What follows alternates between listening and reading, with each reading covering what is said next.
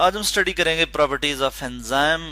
इसके लिए हम देखेंगे नंबर 1 जो प्रॉपर्टी है वो है जी स्पेसिफिसिटी। स्पेसिफिक होते हैं जी एंजाइम अपने कैटालाइटिक प्रॉपर्टी के लिहाज से, क्योंकि हम कहते हैं एंजाइम क्या है, बायोलॉजिकल कैटलिस्ट हैं और ये जो है डिफरेंट सबस्ट्रेट्स के लिए डिफरेंट एंजाइम होते हैं और वो उसके लिए स्पेसिफिक होते हैं। जैसे लिपिड के लिए जो एंजाइम है वो लाइपेज कहलाते हैं।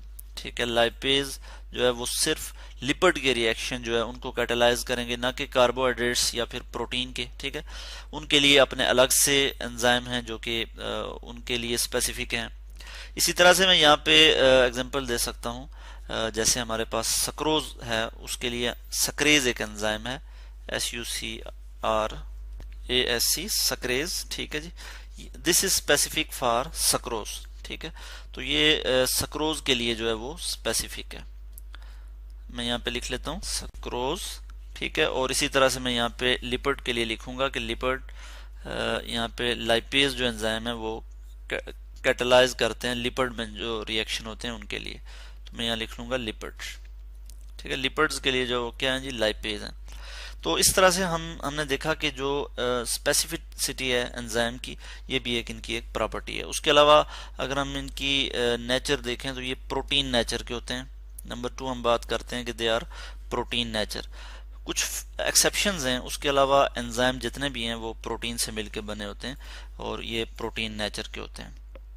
इसी तरह से अगर हम इनके रिएक्शन की बात करें और इनके डायरेक्शन ऑफ एंजाइम रिएक्शन की बात करें कि एंजाइम किस डायरेक्शन में काम करते हैं, ये रिएक्शन को किस डायरेक्शन में प्रोसीड करते हैं, तो ये जो एक एंजाइम है, मोस्टली हम देखते हैं कि जो एंजाइमेटिक रिएक्शंस होते हैं वो रिवर्सिबल होते हैं। ठीक है जी, एंजाइमेटिक रिएक्शन जो है क्या होते हैं जी, रिवर्सिबल।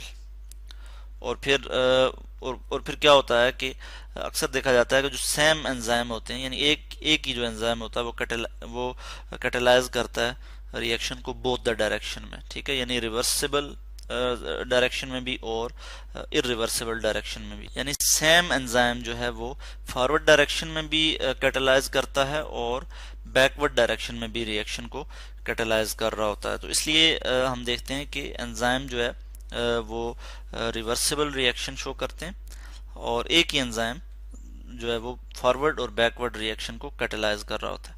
तो ये भी एक प्रॉपर्टी है एंजाइम की, थर्ड प्रॉपर्टी। और फोर्थ प्रॉपर्टी है, हम कहते हैं जी आइसो एंजाइम। आइसो एंजाइम क्या होते हैं?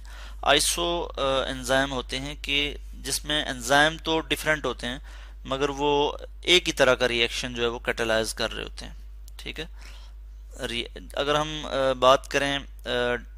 अगर बात करें फिजिकली और केमिकली उस एंजाइम के स्ट्रक्चर की बात करें तो वो डिफरेंट हो सकती है दो एंजाइम की, मगर सेम रिएक्शन जो है वो कैटालाइज कर रहे होते हैं।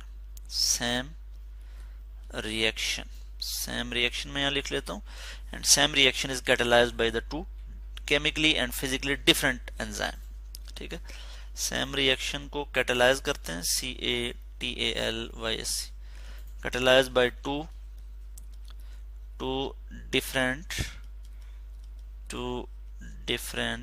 एंजाइम्स। और उन एंजाइम्स में डिफरेंट किसका हो सकता है? केमिकली डिफर कर सकते हैं और फिजिकली भी जो है वो डिफर कर सकते हैं। इस तरह से हमने कुछ प्रॉपर्टीज देखी हैं यहाँ पे एंजाइम की, कि एंजाइम जो है वो स्पेसिफिक होते हैं कैटलिस्ट, चूँकि एंजाइम क्या है, बायोलॉजिकल कैटलिस्ट हैं और अपने प्रॉपर्टीज़ के लिहाज से ये स्पेसिफिक होते हैं, प्रोटीन इन नेचर होते हैं और रिवर्सिबल रिएक्शन जो है वो, जो एंजाइमेटिक रिएक्शंस होते हैं ये रिवर्सिबल रिएक्शन होते हैं और एक ही एंजाइम जो है वो दोनों साइड पे कैटालाइज कर रहा होता है रिएक्शन, यानी फॉरवर्ड डायरेक्शन में भी और बैकवर्ड डायरेक्शन में भी। और आइसो एंजाइम भी होते हैं, यानी दो डिफरेंट एंजाइम जो है वो सेम रिएक्शन जो है वो कर सकते हैं।